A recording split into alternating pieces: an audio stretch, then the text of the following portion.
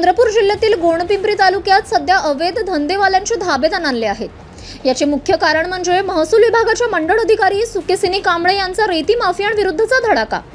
आपल्या कर्तव्य दक्षतेचा परिचय देत कांबळे यांनी सलग दुसऱ्या दिवशी रात्रीच्या सुमारास अवैध रेती वाहतूक करणारा एक हायवा पकडून मोठी कारवाई केली आहे। मिळालेल्या माहितीनुसार कांबळे आणि त्यांचे पथक रात्रीच्या सुमारास गस्तीवर असताना रात्री 10:45च्या सुमारास नगरपंचायत परिसराजवळ एक संशयास्पद हायवा क्रमांक MH34 CQ2141 येताना दिसला। महसूल पथकाने तात्काळ वाहन थांबवून त्याची तपासणी केली असता त्यात अवैध रेती भरलेली आढळली। जेव्हा चालकाकडे रेती वाहतुकीचा परवाना किंवा रॉयल्टी पावती विचारण्यात आली तेव्हा त्याच्याकडे कोणतेही वैध दस्तावेज नव्हते।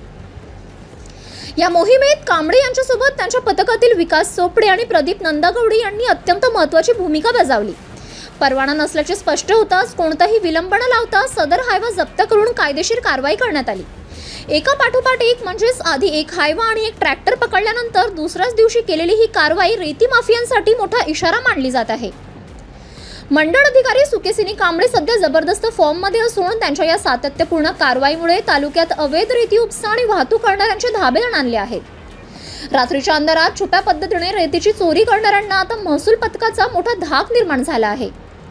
महसूल मंडळ अधिकारी सुकेसिनी कांबळे यांच्या निडर कारवाईचे सर्वसामान्य जनतेतून भरभरून कौतुक होत असून अशाच प्रामाणिक अधिकाऱ्यांमुळे प्रशासनाचा वचक निर्माण होत असल्याची भावना नागरिक व्यक्त करत आहेत।